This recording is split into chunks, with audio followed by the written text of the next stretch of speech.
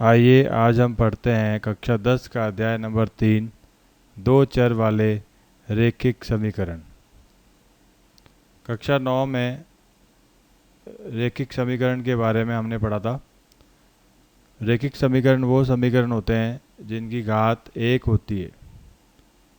घात 1 वाली सारी समीकरण रेखिक कहलाती है। जैसे किसी चर की घात मैंने x की घात 1 रखी और y की घात 1 रखी, तो ये एक रेखिक समीकरण का रूप होगा। रेखिक समीकरण को व्यापक रूप में इस तरह लिखा जाता है: ax plus b y plus c बराबर 0, जहाँ पे a, b, c वास्तविक संख्याएं हैं।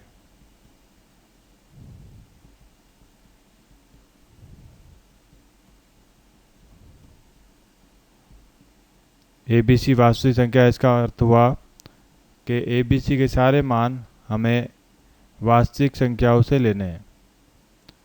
a और b एक साथ कभी शून्य नहीं हो सकते, अर्थात a तथा b एक साथ शून्य नहीं होंगे।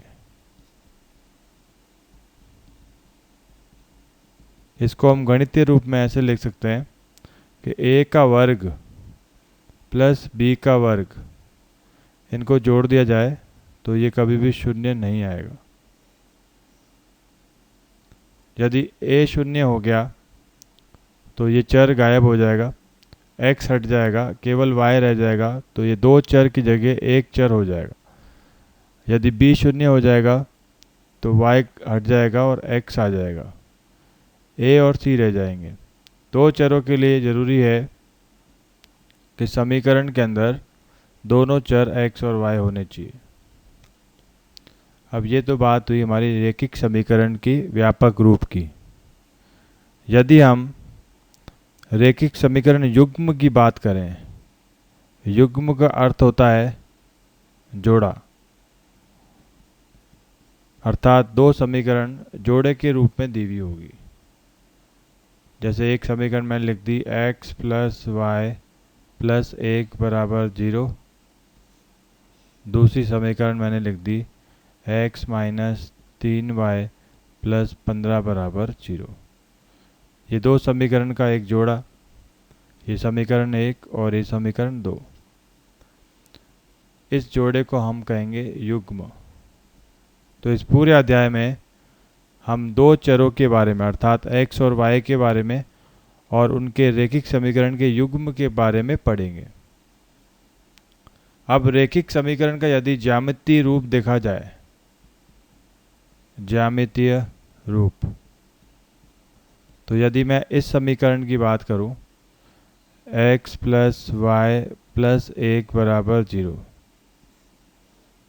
तो ज्यामितीय रूप से अर्थ है कि ये रेखिक समीकरण का यदि ग्राफ बनाया जाए तो ये क्या बताएंगी।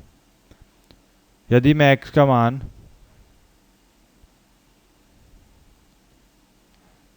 दो ले लूं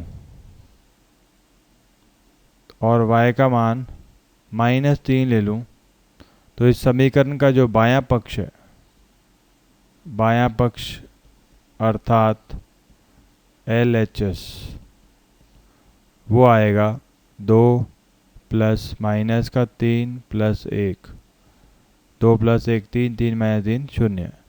ये बराबर हो गया दाएं पक्ष के, दायां पक्ष है अपना RHS। तो हम ये कह सकते हैं कि जो 2, -3 एक बिंदु है वो इस समीकरण को संतुष्ट कर रहा है। 2x का मान है और y का मान -3 है। तो किसी भी रेखिक समीकरण को यदि हम ज्यामितीय रूप से देखें तो ये एक रेखा को प्रदर्शित करता है, ऐसी रेखा जो एक तल के अंदर विद्यमान होती है।